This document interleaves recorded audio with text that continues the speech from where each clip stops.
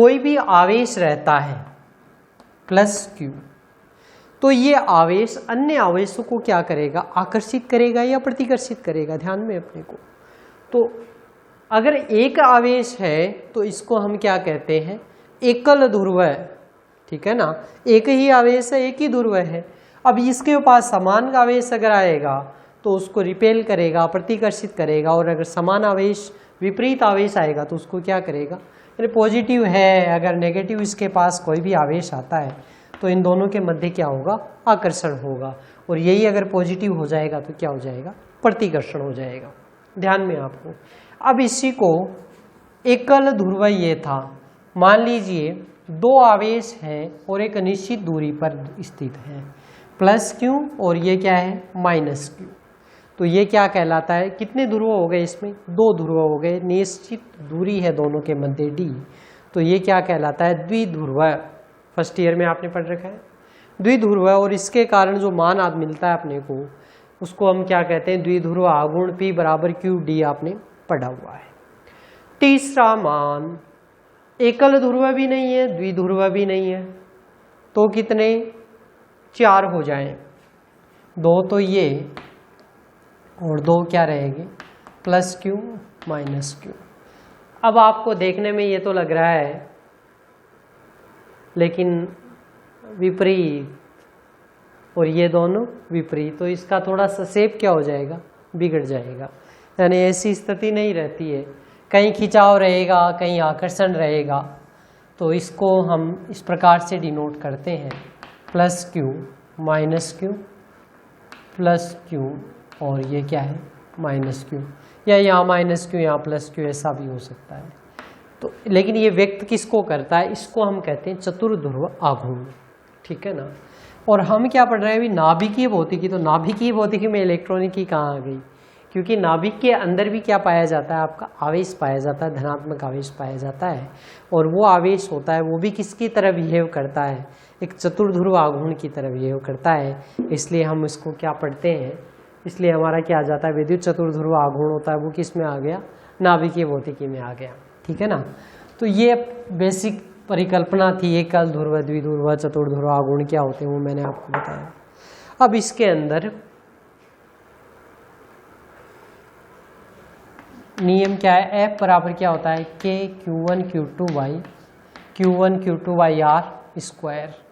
F अगर इसको विभव के रूप में कहें तो क्या माना जाता है, KQ बाई R, यही होता है।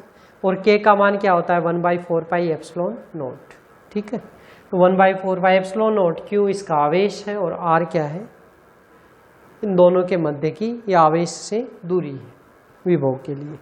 तो इसके लिए कार्य है वो अपने को करना है। नाभिक में क्या होता है, धनावेश, और धनावेश का जो वितरण है उसको सतत मानते हुए हम वैद्युत आघूर्ण के लिए ये कार्य है वो करते हैं। तो किस प्रकार से करते हैं हम, कि हम मानते हैं कि कोई, चलो एक डायग्राम बनाते हैं।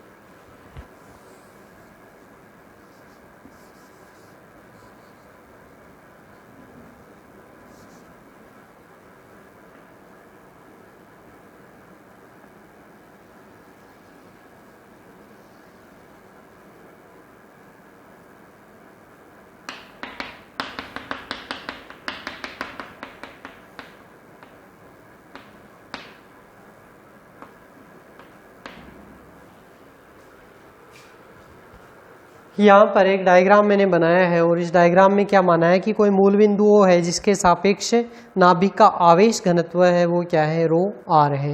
मूल बिंदु हमने माना है यहाँ पर O, और इन दोनों के मध्य एंगल क्या माना है, थीटा। और यहाँ से एक निश्चित दूरी पर यहाँ पर एक बिंदु है वो क्यों आवेश हमने माना है, ठीक है। तो मूल बिंदु है ओ के सापेक्ष नाभिक आवेश घनत्व माना है रो आर, और स्मॉल आर दूरी पर स्थिति पर हमने माना है। ठीक है,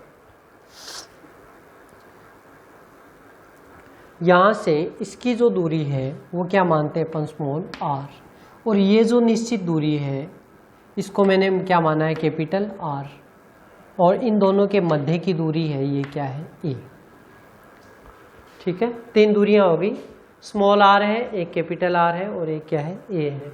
ये किसके ऊपर है, तो जेड एक्स के ऊपर अपन ये परिवर्तन है वो मान रहे हैं, या जेड एक्स पर कोई बिंदु स्थित है, इस बिंदु के ऊपर अपने को विद्युत विभव का मान है वो ज्ञात करना है। रो आर ये मैंने क्या माना है, इसके लिए आवेश घनत्व है, इसका मानते हैं। घनत्व क्या होता है, तो घनत्व बराबर क्या होता है, रो बराबर द्रव्यमान बटा आयतन m/v, और यहाँ पर अपन क्या मान रहे हैं, आवेश घनत्व, तो यहाँ पर क्या आ जाएगा रो क्यू, और इसको डी रो मान रहे हैं तो D Q by D V. ठीक है, अल्पांश मानते हैं तो डी रो बराबर D Q by D V, तो डी क्यू बराबर क्या आ जाएगा, रो इंटू डी वी या D rho into D V. अल्पांश अगर लेकर चलते हैं और अदरवाइज नहीं रो, और ये किसके ऊपर निर्भर कर रहा है आपका रो, तो हम कहते हैं ये रो निर्भर कर रहा है आपका आर दूरी के ऊपर निर्भर कर रहा है। ठीक है, तो इसमें जो घनत्व है ये इस क्षेत्र के लिए अपन ने काम में लिया है, ए इसके ऊपर बिंदु के ऊपर दूरी काम में ली है, यानी इस बिंदु से विभव कितना होगा इस बिंदु के ऊपर। अब इसके सापेक्ष पहले एक बिंदु पर ज्ञात किया, और अगर इसका समाकलन कर देंगे तो हमारे पास क्या हो जाएगा, इस पूरे गोले के कारण से इस बिंदु पर विभव होगा उसका मान ज्ञात हो जाएगा। यही कार्य है वो अपने को करना है। ठीक है, तो नाभिक का आवेश घनत्व ओ के सापेक्ष क्या माना है, रो आर, और स्मॉल आर दूरी पर कोई अल्पांश आयतन डीवी में, अल्पांश आयतन देखो ये जो मैंने यहाँ पर एक सेल बनाई है, ठीक है ना, सेल दिख रहा होगा आपको, 6वीं में ये फलक है, तो यहाँ पर ये अल्पांश आयतन डीवी लिया है, इसका संपूर्ण आयतन क्या हो जाएगा, कैपिटल वी, तो ये अल्पांश आयतन क्या हो गया आपका डी वी। ठीक है ना, और ये जो इसके अंदर परिवर्तन है वो क्या है, D Q by D V. तो जेड एक्स पर कोई बिंदु हमने क्या माना है, स्थित माना है, और इसको मैं क्या कह सकता हूं कि मान लीजिए कोई भी बिंदु P है जो स्थित है यहाँ पर, इस बिंदु P पर आवेश के कारण विभव का मान, तो विभव का मान क्या हो जाएगा, के क्यू बाई आर, ये मैंने आपको बेसिक यहाँ पर काम में लिया था। अब इसी को हम यहाँ अप्लाई करेंगे, के क्यू बाई आर, आर क्या है, तो इस बिंदु, यानी मैंने कहा कि ये बिंदु क्या है, P है, इस बिंदु की इस अल्पांश आयतन से दूरी कितनी है, स्मॉल a। ठीक है, के आपका कांस्टेंट रहेगा, तो फाई या डी फाई कह सकता हूँ मैं विभव का मान, तो D phi is equal to, तो क्या मान हो जाएगा, डी फाई बराबर के, और के का मान क्या होता है 1/4 पाई एप्सिलॉन। एप्सिलॉन अगर निर्वात है तो, या एप्सिलॉन अगर कोई माध्यम है तो, और एप्सिलॉन नोट कब हो जाता है, जब निर्वात हो जाता है, तो एप्सिलॉन इंटू के क्यू बाई आर, क्यू का मान यहाँ पर क्या है डी क्यू, और दूरी कितनी है ए। ठीक है, तो डी फाई बराबर ये मान अपने को मिल गया। अब ये डी क्यू मान है, डी क्यू आवेश है, कहाँ पर स्थित है, ये डी क्यू आवेश कहाँ पर स्थित है, इसके अंदर, यानी ये जो अल्पांश आयतन अपन ने ले रखा है इसके अंदर आवेश का मान कितना स्थित है, डी क्यू स्थित। ठीक है, और इसके अंदर जो आयतन है वो कितना है, इसका डी वी है, तो डी क्यू ए, और डी क्यू बराबर क्या लिख सकते हैं, डी क्यू बराबर रो इंटू डी वी, तो ये मान क्या हो जाएगा 1/4 pi epsilon rho D V by E. ये हमारे पास क्या हो जाएगा, इसका मान हो जाएगा। ठीक है, 1/4 pi epsilon rho D V by A. चलो जी, इसको हम क्या कह दें, समीकरण नंबर 1। अब हमें यहाँ पर ज्ञात क्या करना है, तो फाई का मान ज्ञात करना है, और मूल रूप से अपन कहे तो ए का मान है वो चाहिए। डी फाई है, अगर मैं इसका समाकलन कर लूँ तो क्या हो जाएगा मेरे पास में 5 और 1/4πε, ये तो क्या है कांस्टेंट है, बाहर आ जाएगा। Integration rho dv by E, rho dv books में रो आर भी लिखा हुआ होता है तो एक ही बात होता है, वो कोई दिक्कत नहीं है, क्योंकि ये रो और रो आर यहाँ मैंने व्यक्त कर रखा है तो यहाँ रो आर भी आप इसको लिख सकते हैं, रो लिखें या रो आर एक ही बात होगी। ठीक है, तो 5 बराबर 1/4πε रो आर dv बाई ए, ये मान अपने पास में इसका मिल जाएगा। ठीक है, इसको हम क्या कह सकते हैं, समीकरण नंबर 2। अब दूसरा जो मान अपने पास रहेगा, ए सदिश का मान अपने को ज्ञात करना है।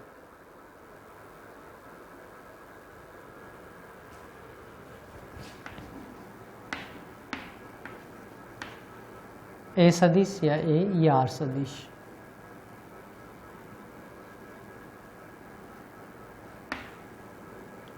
इस प्रकार से हम इसको व्यक्त करते हैं, यानी मूल बिंदु से सारी दूरियां चलती है, तो मूल बिंदु से चलकर जेड पर कोई बिंदु P स्थित है। ठीक है, तो जेड से दूरी कितनी है, कैपिटल आर दूरी पर स्थित है, ये कैपिटल आर पहले से लिखा हुआ है, इसको मैंने आर सदिश के द्वारा व्यक्त कर दिया है। ठीक है, आर सदिश लिखो या आर, एक ही बात है। दूसरा, यहां से बिंदु P से इसकी जो दूरी है वो क्या है, स्मॉल a है। ठीक है, या मैं कहूँ कि अल्पांश आयतन से बिंदु P की दूरी क्या है, स्मॉल a है, इसकी दिशा इधर है। और ये वाला जो मान है मूल बिंदु से dq आवेश है, ये कितनी दूरी पर है, स्मॉल r दूरी पर है। ठीक, अब सदिश नियम लगा सकते हैं अपन, तो क्या कह सकते हैं, ये प्लस ये बराबर ये, या मैं कहूँ कि OP बराबर O, इसको m दे दें तो OM प्लस MP। ठीक, तो मान क्या हो जाएगा अपने पास में, देखो ये वाला जो चीज़ है ये अपने काम में बाद में आएगी, सबसे लास्ट में काम में आनी है, तो इसको मैं एक बार हटा रहा हूँ। अब इसमें इलेक्ट्रॉनिक्स का जितना काम होना था हो गया, अब आपको बेसिक का आना चाहिए, मैथमेटिक्स आनी चाहिए अब आपको, क्योंकि अब मान किसका याद कर रहे हैं आप, ए का मान याद करेंगे, यानी केवल लास्ट में क्या करना है, इसका तो इतना ही काम है कि KQ/R से इसका मान रखा, एक इसका DQ का मान यहाँ रख दिया, और अब 1/a का मान है वो अपने को पुट करना है, तो 1/a का मान ज्ञात करेंगे तब पुट करेंगे ना, तो पहले इसका मान है वो ज्ञात करना है। तो a सदिश बराबर क्या लिख सकता हूँ, वही में देखो आपका सदिश नियम ही लगा दूँ, तो r सदिश बराबर क्या लिख सकता हूँ, या मैं कहूँ कि OP, इसको मैंने नाम क्या दे दिया, कैपिटल M। ठीक है, तो मैं क्या कह सकता हूँ, OP is equal to OM plus MP। ठीक है, OP का मान क्या है, capital R is equal to OM का मान small r plus small a। मुझे मान किसका चाहिए, a का, a बराबर capital R minus small r सदिश। ठीक है, मॉड्यूलस ज्ञात कर सकते हैं क्या आप, तो मॉड्यूलस ज्ञात करें या इसका स्क्वायर, तो a बराबर क्या हो जाएगा, इसको मॉड्यूलस के रूप में सिंबल में लिख सकते हैं, इस प्रकार से लिख सकते हैं, capital R square plus small r square minus 2r, minus था इसलिए यहाँ भी क्या आ गया, माइनस 2r, दोनों के मध्य थीटा, और यहाँ पर क्या आता है कोस थीटा, दोनों के मध्य एंगल कितना है, थीटा, तो मैंने काम में क्या ले लिया, 2r कोस थीटा। ठीक है, इसको किस प्रकार से लिख सकते हैं, capital R square plus small r square minus 2r cos of theta to the power 1/2। इस प्रकार से भी मान है वो लिख सकते हैं आप। हमें मान किसका चाहिए, 1/a। ठीक है, क्योंकि यहाँ पर अपने को मान आपने उसमें देखा होगा 1/a का ही मान चाहिए होता है, तो 1/a का मान चाहिए, तो 1/a के फॉर्म में लिखें, तो 1/a के फॉर्म में लिखने पर ये सारा का सारा किस में चला जाएगा, डाउन में चला जाएगा। अब इसमें एक और ख़ास बात देखो, एक मैं इसमें 1 बनाना चाहता हूँ ताकि इसमें द्विघात समीकरण वो काम में ले सकूँ। तो कैपिटल आर स्क्वायर को कॉमन ले सकता हूँ, ठीक है, क्योंकि कैपिटल आर स्क्वायर कॉमन लेते ही यहाँ पर 1 बन गया, यहाँ आर अपॉन आर आ गया, यहाँ भी आर अपॉन आर आ गया, ठीक है। तो ये मान क्या हो जाएगा, चलो एक बार ए में ले लें, ठीक है, 1a है, 1/a लेने पर यहाँ पावर में डिफरेंस क्या आ जाएगा, यानी ये पूरी की पूरी किस में चली जाएगी, हर में चली जाएगी, यानी मान क्या आ जाएगा माइनस का 1/2, ठीक। और इसमें अगर आर स्क्वायर कॉमन लेता हूँ तो R square to the power, इसी में कॉमन लेकर बता देता हूँ मैं आपको, 1/a बाद में कर लेंगे अपने, क्या है a बराबर कैपिटल आर, अगर मैं कॉमन लेता हूँ इसमें तो कैपिटल आर स्क्वायर कॉमन लेता हूँ तो R square to the power 1/2 यानी आर आ गया, ठीक है, 1 plus R square upon capital R square minus का 2 R upon capital R cos of theta to the power 1/2। ये मान आ गया क्या। अब इसके अंदर हमें मान किसका चाहिए, ये मान किसका है, ए का, मुझे मान किसका चाहिए, 1/a का मान चाहिए। ये क्लियर होगा आपको, हटा दे रहा हूँ मैं यहाँ से इसको, ठीक है ना। अगर आपको चाहिए तो वीडियो को पीछे करके देख सकते हैं कैसे हमने कार्य वो किया है। 1/a 1/a और 1/a के लिए 1/a तो ये आर भी किस में चला गया नीचे, 1/r प्लस, अब देखो गुणा में ये जो मान है इसकी पावर मैंने पहले कह दिया ये हर में जाएगा तो पावर क्या हो जाएगी, माइनस हो जाएगी, इतना ही तो होता है। तो मान क्या हो गया, 1 plus small R square upon capital R square minus का 2r upon capital R cos of theta to the power -1/2, ठीक है। अब देखो 1 तो एक पद और ये दूसरा क्या है आपका एक पद, ठीक है। तो 1 प्लस एक्स कह सकते हैं इसको, 1 plus X to the power -1/2। और ऐसी कंडीशन में जो नाभिक का आवेश वितरण है वो तो क्या माना है अपन, सीमित आयतन में होता है। तो बाह्य बिंदुओं के लिए capital R is very very greater than R, बाह्य बिंदु के लिए अपन क्या कह सकते हैं, कैपिटल आर है वो तो बहुत बड़ा है, सही बात है, क्योंकि नाभिक और फिर अच्छा पहले तो परमाणु, फिर परमाणु का नाभिक, तो नाभिक तो एंगस्ट्रॉम इसमें 10 फर्मी कोटि का होता है 10 टू द पावर -15 का, तो उसके कारण विद्युत विभव देखेंगे तो बाहर की दूरी तो इस अंदर वाले से ज़्यादा ही होगी, इसलिए capital R is very very greater than अपन आर कह सकते हैं। और इस कंडीशन में हम क्या कह सकते हैं, द्विपद प्रमेय का उपयोग करेंगे। और द्विपद प्रमेय का उपयोग करेंगे इसलिए मैंने आपको कहा कि 1 प्लस एक्स मैंने इसको लिखा है ना, तो 1 plus X square 1 plus N X, और ये जो घात है वो आपके आगे से आगे बढ़ती जाएगी, ठीक है। तो 1 plus N X into n-1 into X square by factorial 2, इस प्रकार मान है वो आगे बढ़ता जाएगा।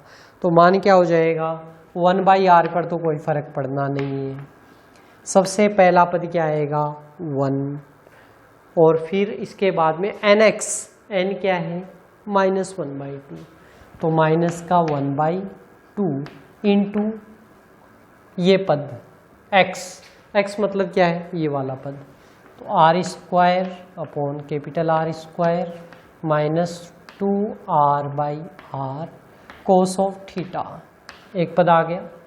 उसके बाद में दूसरा पद, और दूसरे पद में क्या होता है भाई 1 माइनस प्लस का 3/8, 3/8 कैसे लिखा मैंने, तो यहाँ पर 1 माइनस का nx प्लस और माइनस का n इंटू n-1, ठीक है। तो n क्या है, n तो है -1/2 और -1/2 और माइनस का 1, ठीक है। तो माइनस माइनस कितना हो गया, माइनस का 3/2 और 1 3, माइनस का 3/2 हो गया ना, ये वाला जो पद है ये किसको व्यक्त करेगा, माइनस का 3/2, और स्क्वायर, इसका स्क्वायर होता है इसलिए इसके नीचे क्या लग जाता है फैक्टोरियल 2, इस प्रकार से ये पद आएगा। तो देखो -1/2 माइनस का 3/2 और 1/2, तो माइनस माइनस प्लस 3 ऊपर और नीचे 2 × 2 4 × 2 8, 3/8 आ गया। यही 3/8 मैंने कहाँ पर लिखा है, यहाँ पर लिखा है। ठीक है, 3/8 × x² यानी प्लस का r² upon capital R² minus का 2r upon capital R cos of theta का होल स्क्वायर।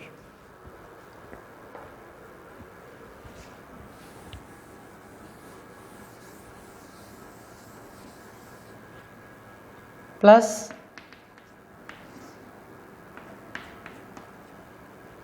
अच्छा, अब ये तो विस्तार तो हो ही गया ना, इसका -1/2 तो अंदर आ गया। आगे के पद आएंगे। अब इसमें स्क्वायर है, फिर इसका क्यूब होगा, आगे के मान है वो आते जाएंगे, लेकिन आगे के मान अपने काम के नहीं होंगे, इसलिए मैंने इनको नहीं रखा। ये ध्यान में आ ही गया होगा -3/8 का, ये 3/8 कैसे है वो आ गया। ठीक है अब इसको आगे सोल्व करते हैं अपन। तो इसमें जो पद अपने को काम में लेने हैं, यानी स्क्वायर तक के पद है वो हम इसमें काम में लेंगे। ठीक है, तो स्क्वायर के पद काम में लेंगे, बाकी को सबको क्या करो, हटा दो। तो मान कितना आ गया, 1/r प्लस 1। देखो स्क्वायर, ये दोनों पद तो काम में आएंगे। इसका स्क्वायर a² r⁴ बहुत बड़ा हो गया, हटा देंगे।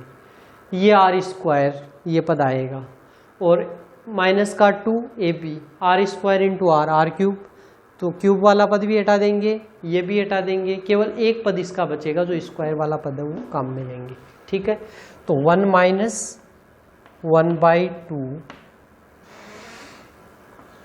r² upon capital R² minus का 2r/R cos of theta plus, अब देखो 3/8 इसका स्क्वायर करेंगे, क्योंकि एक ही पद काम में ले रहा हूं मैं, इंटू स्क्वायर करेंगे तो 4r² R² cos square of theta. ठीक है, प्लस आगे के पद। क्लियर। अब इसमें r² का एक पद ये रहा, एक स्क्वायर का r² का एक पद ये रहा, दोनों को क्या कर सकते हैं, साथ में कर सकते हैं। 4 कैंसिल हो रहा है, 3/2। ठीक है, और सॉल्व कर लो। 1/r, देखो इधर माइनस माइनस प्लस, तो 1 प्लस 2 से 2 cancel, 1 plus r cos theta by capital R, 2 capital R, हाँ 2 से 2 कैंसिल हो गया, माइनस माइनस प्लस हो गया। ठीक है, और क्या बचा, r cos theta by capital R, एक पद आ गया। आगे वाला पद ये r² upon capital R² minus है, चलो मैं माइनस कॉमन ले लेता हूँ। इसमें -1/2 है, इसमें भी 1/2 है ना, 1/2 को बाहर ले लेते हैं। इसमें कैपिटल R² है, इसमें कैपिटल R² है, इसको भी बाहर ले लेते हैं। तो मैंने कॉमन ले लिया माइनस का 1/2 R²। तो यहाँ क्या बच गया इसमें, अच्छा R² ये वाला भी कॉमन ले सकते हैं क्या आप, क्योंकि इसमें भी R² है और इसमें भी R² है, तो R² अपॉन 2R²। ठीक, और अंदर क्या बच गया, अब इसमें अंदर क्या बचा, माइनस आपने बाहर लिए, तो यहाँ क्या बचा, 1 माइनस 3 cos स्क्वायर थीटा। ठीक है, 1/2 बाहर चला गया, R² अपॉन कैपिटल R² बाहर चला गया, तो ये मान क्या रह गया आपका। ठीक है, प्लस आगे के बहुत सारे पद। ये अपने पास फाइनल मान आ गया। जो मान अपने को कहाँ पुट करना है, 1/a का जो मान है वो कहाँ पुट करना है, आगे इसमें पुट करना है, समीकरण नंबर 2 में। ध्यान में आ गया होगा शायद आपको, द्विपद प्रमेय मैंने काम में लिए, 1 - nx माइनस का n into n - factorial upon factorial 2 multiply X square, इस प्रकार से जो पद होता है द्विपद प्रमेय आप देखिए तो उसमें मिलेगा आपको। तो द्विपद प्रमेय मैंने काम में लिया और इसको सिंप्लीफिकेशन किया है इसका, और कुछ नहीं किया है। तो ये मान मेरे पास किसका आ गया, 1/a का। अब इस 1/a के मान को मुझे कहाँ पुट करना है, तो मुझे इस मान को पुट करना है इसके अंदर, आपके समीकरण नंबर 2 के अंदर। और समीकरण नंबर 2 क्या था, phi is equal to 1/4 pi epsilon, क्योंकि ये सब में कॉमन था इसलिए मैंने इसको बाहर कर दिया, ठीक है। अब इसके बाद में देखो ये रहा 3 पद है। पहला ये देखो 1/r, इससे गुणा करेंगे तो 1/r, इसमें 1/r स्क्वायर और इसमें क्या आ जाएगा 1/r³। तो पहला जो पद हो जाएगा वो क्या हो जाएगा 1/r इंटीग्रेशन, और इंटीग्रेशन के अंदर रो r इंटू dv, प्लस दूसरा जो पद रहेगा देखो ये रो r dv किससे आया 1/r, इस 1/r को गुणा करने से, यहाँ इसको गुणा कर दूं मैं तो ये 1/r, ये 1/r², ये अब आपको कंफ्यूजन नहीं रहना चाहिए, ठीक है ना। 3 ही पद काम में लेने। दूसरा जो इंटीग्रेशन आएगा वो इसमें क्या आ जाएगा प्लस 1/r², ठीक है, इंटीग्रेशन रो r, और साथ में क्या आ जाएगा r cos theta dv, plus तीसरा पद क्या आ जाएगा, प्लस की जगह यहाँ पर क्या है माइनस है तो माइनस ले सकते हैं, माइनस का 1/2r³, 2 साथ में है 1/2r³ integration of rho r into, अब देखो अंदर क्या रह जाएगा r² minus 3r² cos square theta into D V, plus ये आगे के पद। इस प्रकार से ये मान है वो अपने को प्राप्त होगा, ठीक है। और इस प्लस अगर करना चाहें तो ये क्या हो जाएगा, ये पद पहले आ जाएगा, ये बाहर आ जाएगा, या इसको मैं और इस प्रकार से भी लिख सकता हूँ, ये रहने दीजिए भले आप इसको। ये क्या था अपना r² minus 3r² cos square theta, यही था ना, हाँ ठीक है। इस प्रकार से भी है। अब इसको अगर r² को आप बाहर लेना चाहे और माइनस लें तो यहाँ आ जाएगा प्लस, और ये वाला पद जो आ जाएगा ये इसको किस प्रकार से लिख सकते हैं, और इसको सिंप्लीफिकेशन करें, 2 पद तो आपके सेम है, ये वाला पद आ जाएगा प्लस का 1/2r³ इंटीग्रेशन रो r इंटू r² को भी कॉमन ले सकते हैं 3 कोस square theta minus 1 into dv। ये मैंने केवल एक टर्म लिखा है, इसको इस प्रकार से भी आप व्यक्त कर सकते हैं, ठीक है ना।